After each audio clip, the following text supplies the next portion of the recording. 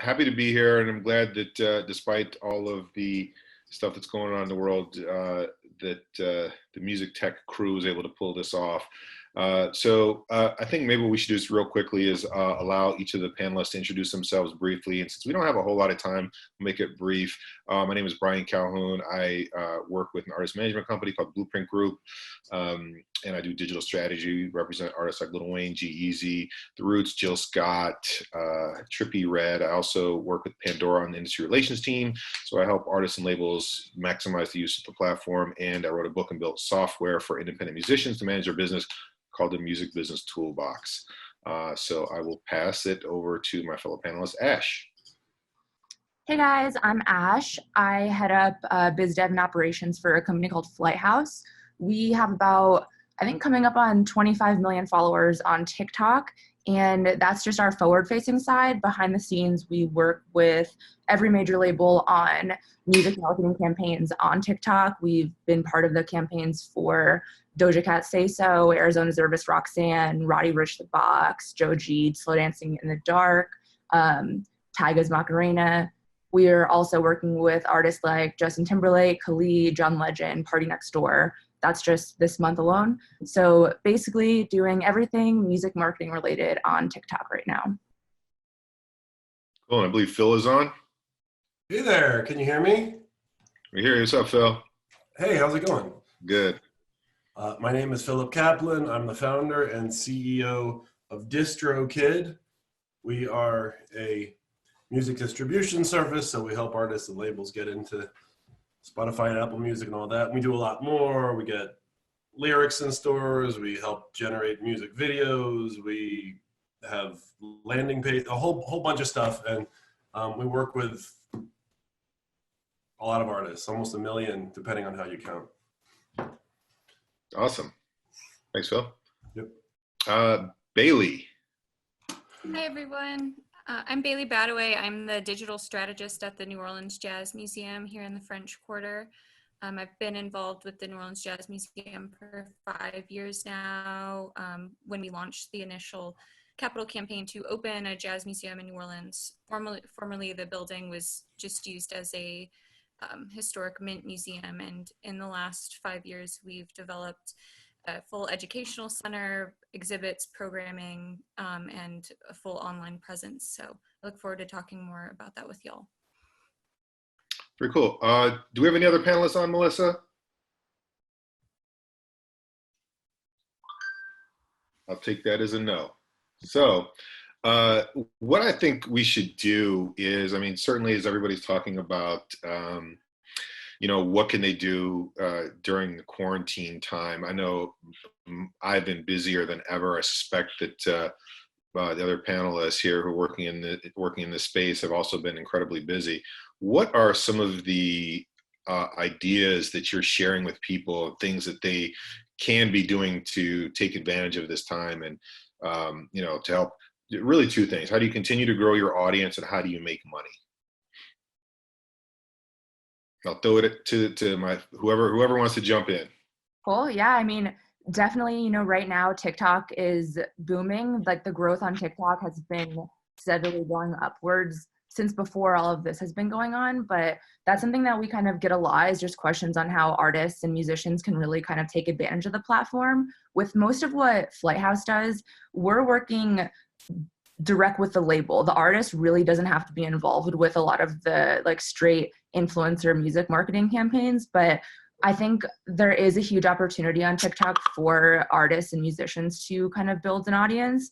An artist that I manage said this guy, we started his TikTok account about a month ago. We're at 100,000 followers already on the platform, and all he's doing, he was super turned off by like Musical.ly and just kind of what people thought the platform was, which was just lip syncing and dancing. But we've kind of, what he's been doing is taking popular TikTok songs and just showing the process of him doing a quick remix of them. And then we upload the one like remix video, and then we upload the final audio as another separate video, and that way that people on TikTok are able to go use the sound from his video and make their own videos with it. So we've had a couple of the songs, they've gotten like 2,000 or so people reusing the audio, and that was all of that pushes back to his channel. So I think for artists, they don't need to go on TikTok and make a lip syncing video. They can go on there and showcase themselves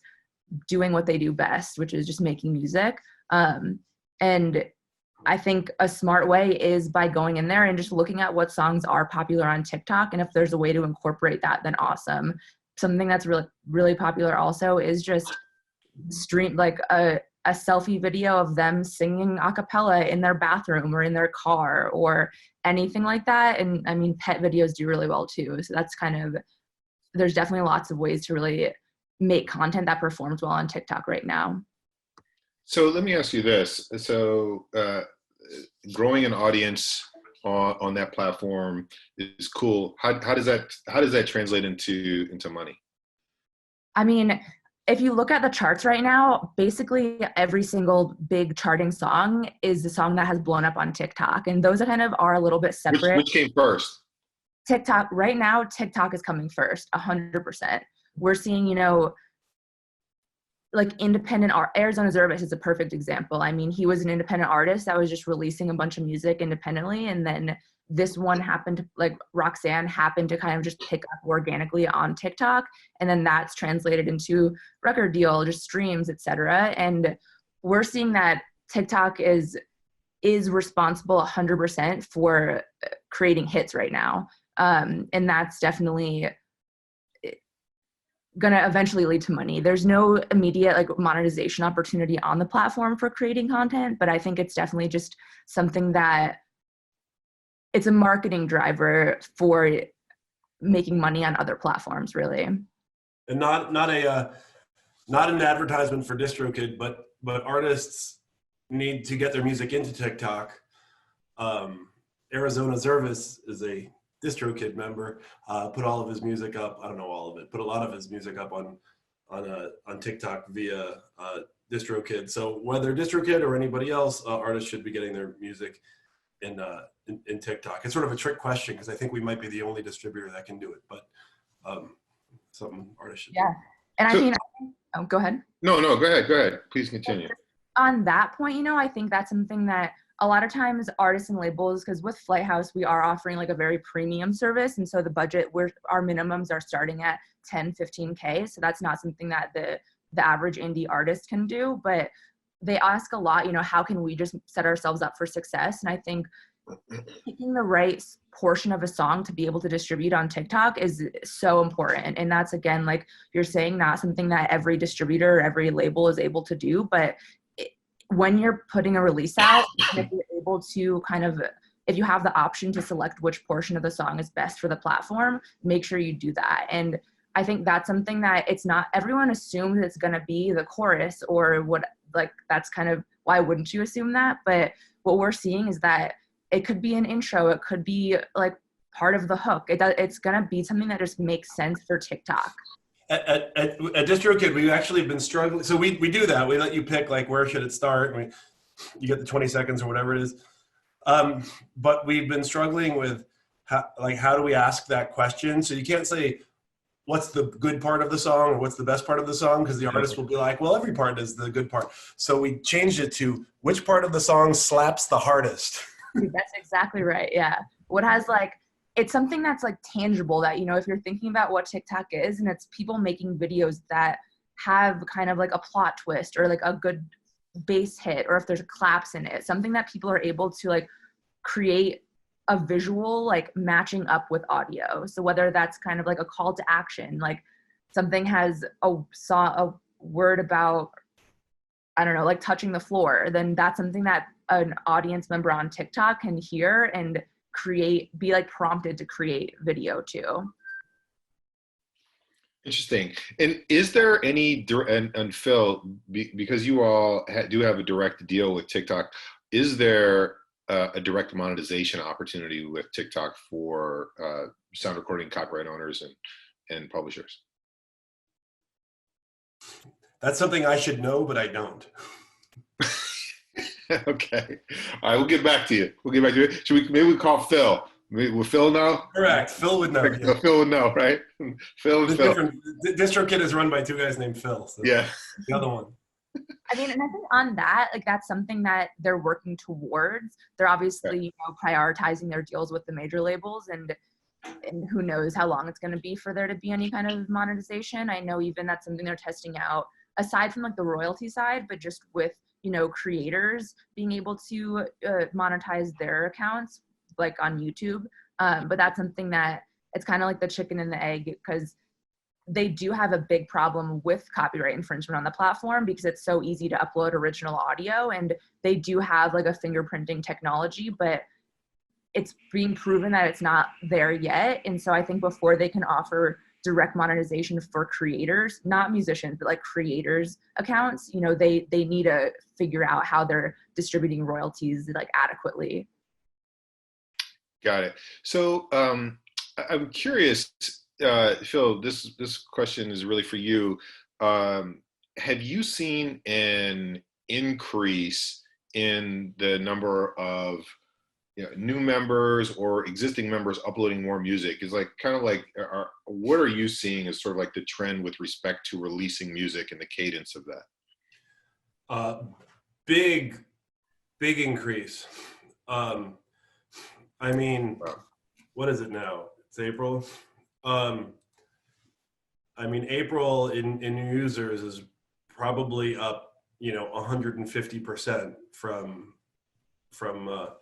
February, from March. I'm Wow. bad the months. Is it the month before April? That is.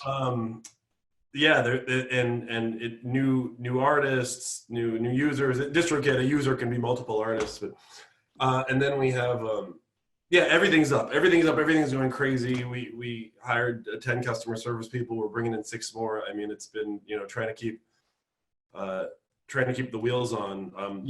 Giving people an outlet, a musical outlet during this time, I think is that's something that people need, it seems. So let me ask you this, because I've also read reports that actual audio consumption is down, right? Or just not increasing in the way that like the consumption of video is.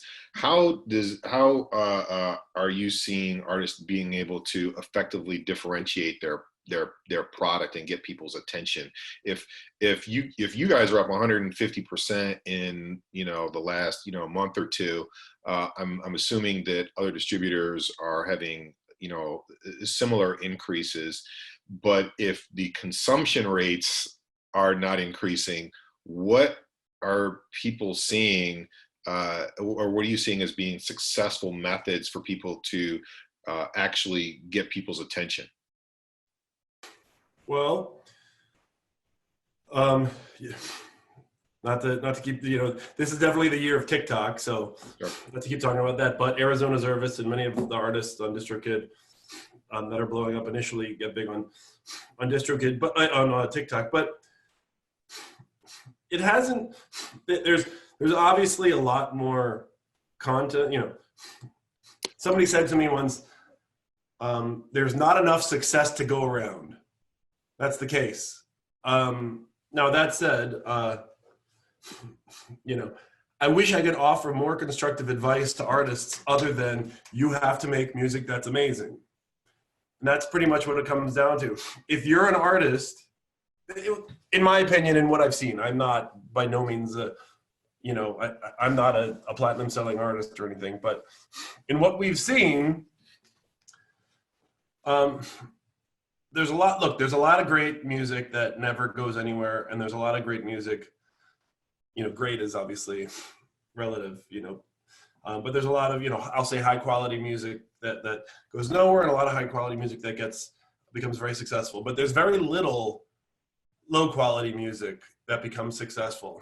And so forget about, there's scenes like lo-fi and stuff where people intentionally, make music that isn't, like doesn't sound commercial or whatever. But if you're doing rock or hip hop or EDM or something, and your music doesn't sound as good as, if you put it on the Billboard top 10 and you made your song number 5, if it doesn't like fit in there, whether recording quality wise or song quality wise, or if you've let your friends hear your song and they're not like loving the song, and it hasn't like become their favorite song, maybe it's not that good of a song. It's kind of what we see. I saw that Sam's in here now, and I'm sure that with kind of Yeah. 71, you probably have some good insight on just music consumption, especially in like the content side right now. Thanks, Ash. I appreciate the tip. I apologize for being a little late, but for everybody, I'm Sam. I work at Studio 71 and I run our music strategy and operations. Studio 71 is a multi-channel network, so a lot of what we do revolves around video. But as with all kinds of video content that appears on YouTube especially, there's music content that performs really well. If you look at Postmodern Jukebox, Boyce Avenue, these are all great creators that we work with at Studio 71, even if they're distributing their music with other companies for the purposes of Spotify and other DSPs. What we've seen is that even though CPMs are down because advertisers are pulling funds from YouTube because they just aren't making sales, they have to make payroll, watch time is way up. And if music streaming is pure audio streaming is maybe flat or down, video streaming is through the roof. We know this from Netflix, Hulu, Disney. So that sort of long format on demand, but short format is also way up. TikTok, we mentioned, YouTube in the 5 to 10 minute range, super high. Music content that tends to be 3 to 5 minutes on YouTube. And so I think one of the things from a practical perspective that a lot of independent artists can be doing is focusing on an active format of entertainment rather than, and I don't want to call music passive, but music itself is sort of, when it's not, even when you're actively listening to a record top to bottom with focus, you're still just kind of sitting there maybe with your eyes closed, as opposed to watching, paying attention, lean forward, right? So if there's a way to make music part of the lean forward and active engaged experience, that seems to be doing really well because people have time to pay attention to something else as opposed to putting music on the background while they work, while they drive, while they clean the dishes, whatever the case is. So that's I think it's not overlooked necessarily, but I think there's a over focus on live streaming. There's an over focus on super active social communities in like TikTok or Twitter or Facebook or Instagram or whatever, and an under focus on making really high quality video content with the tools that are available, with the limitations that exist, of course, but finding ways to be actively engaging instead of just creating that content for the normal traditional sake is a big differentiator. I know something that I thought was really cool, like Machine Gun Kelly and Youngblood did a cover of an Oasis song, but they did it like virtually, where they both recorded themselves like in their own houses just from their iPhones and then edited the video together. So it's a song that you can listen to passively, but they made it kind of relevant and something that you can watch too, which is just a cool way to kind of activate right now.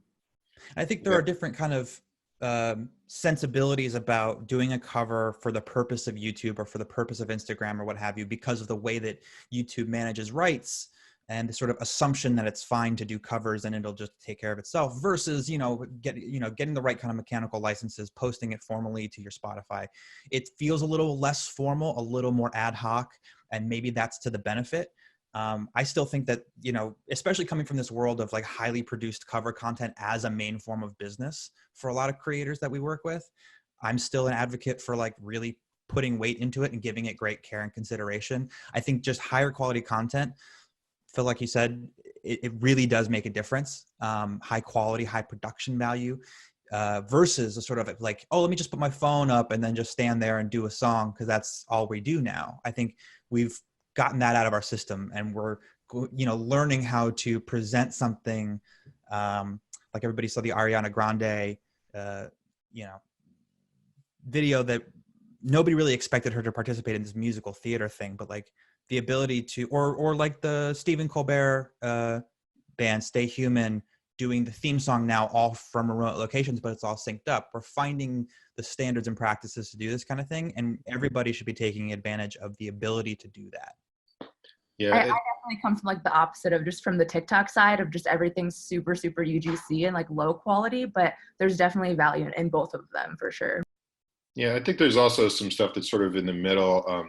I work with the Roots, and Black Thought in Portugal the Man did something where they created they had a song that they had worked on together, and then they did a performance, and it was part of the NPR Tiny Desk series. And so they did Tiny Desk at Home, and so we launched that, and that was a really cool thing.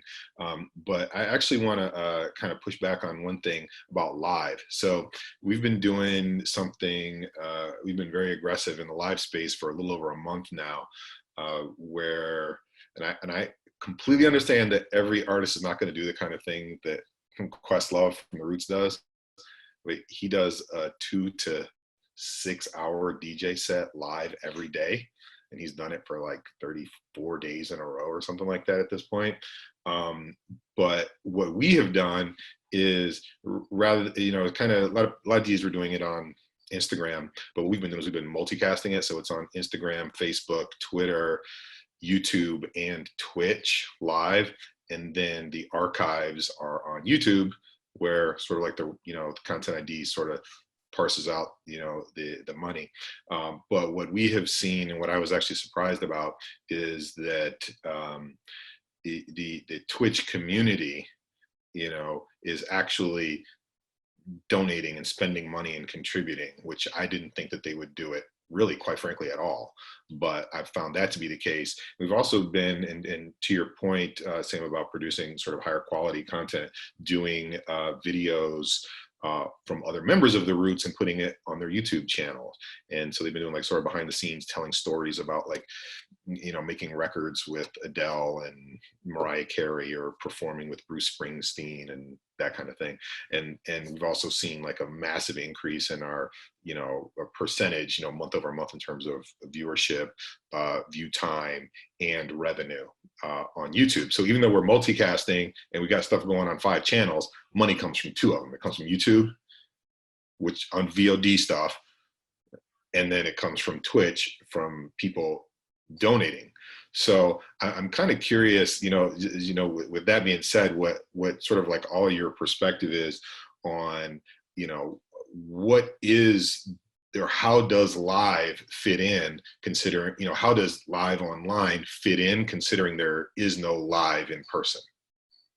Well, I can tell you this, with the New Orleans Jazz Museum, we've been, we're in kind of a different space in that, we are a physical museum. We have a performing arts center on the 3rd floor, where during normal operations, we're doing over 365 concerts a year, most of them free and open to the public.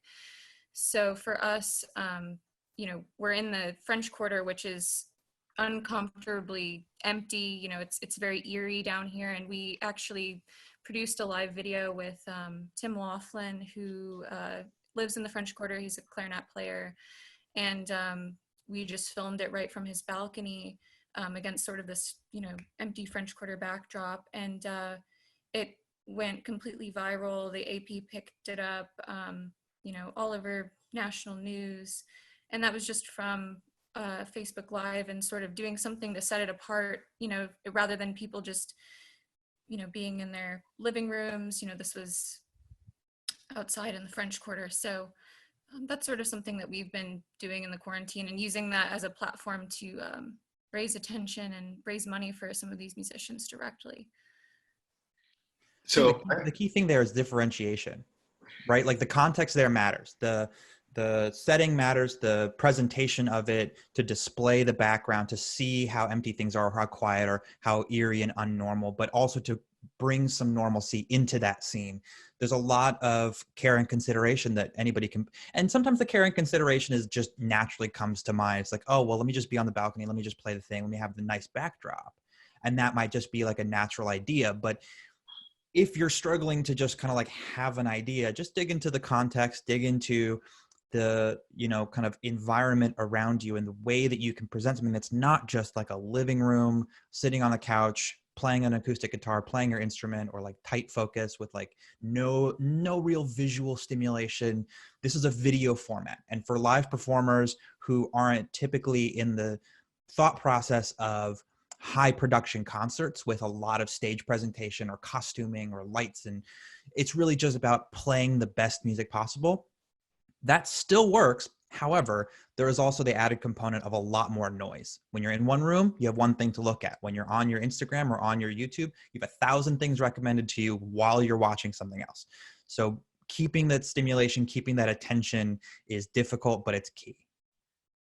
Yeah, and I think like differentiation is definitely super key, but I think there's, what I'm seeing is there's different ways to kind of differentiate. My management client is an EDM act, and, sure, YouTube creators, not musicians, just YouTubers, they've been making get ready with me videos. Here's a home tour. Here's me just hanging out with my friends. That's not something that we've been seeing with EDM artists, with smaller pop artists, or even big pop artists, really. So, we're kind of seeing that right now. We're looking at it two ways.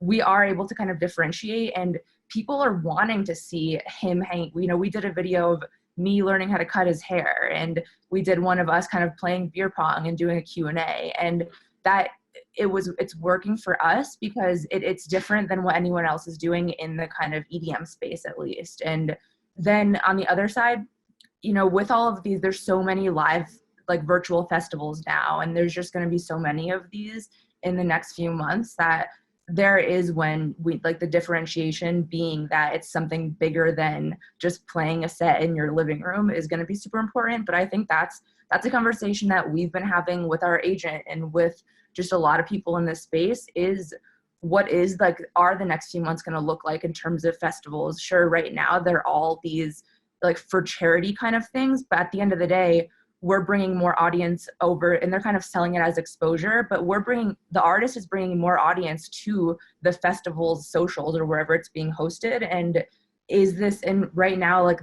sure, we're donating to support like Music Cares and different kind of music charities, but most artists aren't going to be able to kind of keep living if they're not able to do shows for the next year, So at what point are we going to start taking being able to monetize these kind of live sets in a different way? And how do we kind of keep differentiating? Because everyone's going to be doing the same thing, really.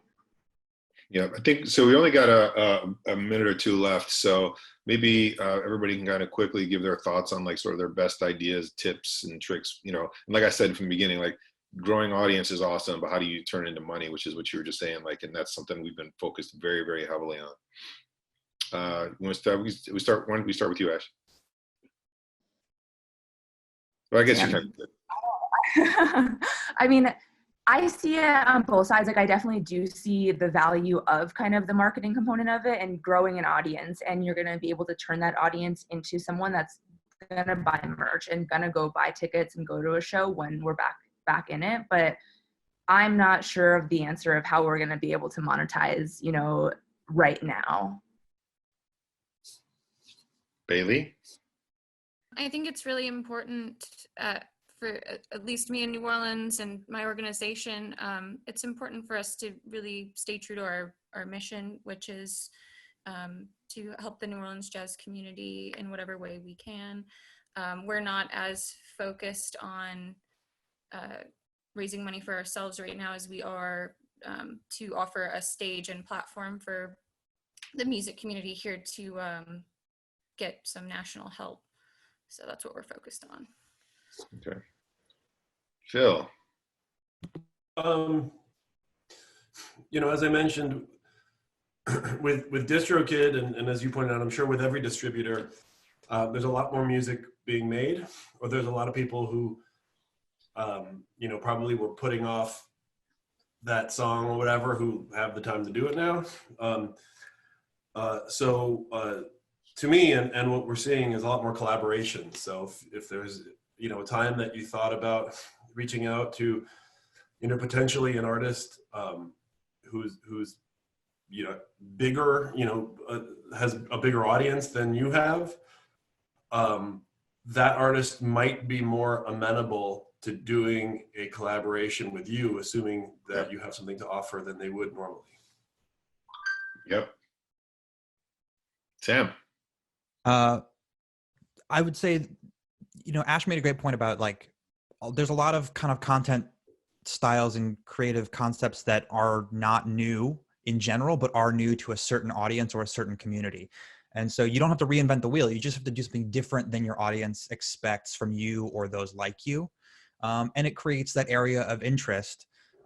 Whether that's, at Studio 71, we're helping YouTubers who are impacted by dropping CPMs transition some of their content to premium platforms, whether it's Spotify or another, premium video streaming if they're not a music client, because the revenues are still strong there and they're not going anywhere really. And then vice versa, if they're only releasing music, if it's an artist who's only, putting out albums and touring as their main line of business, well, what can we do as a video strategy based on things that we know work, but that you haven't tried yet and would be new to you? Even if it's not an immediate solution to monetization, it creates a new asset that over time will become valuable. And then maybe it's months down the road and maybe the world goes back to normal. But at that point, you now have this other area of business that you've spent the time to build because you had the time to do it. Right. And I'll just leave you with this. I think that it's a really good opportunity for people to really make sure that they dig into the tools that are available that the various DSPs offer and have a complete or as much of an understanding as you can about them and aggressively start using them. So like with Pandora and the AMP program, the artist marketing platform allows you to message artists, and it can be a really, really powerful tool to drive awareness of new music and that kind of thing. And other platforms like Spotify and YouTube also have really compelling tool sets to be able to do that as well. So thank you all. Thank everybody for chiming in. And I think we are going to join the breakout room now.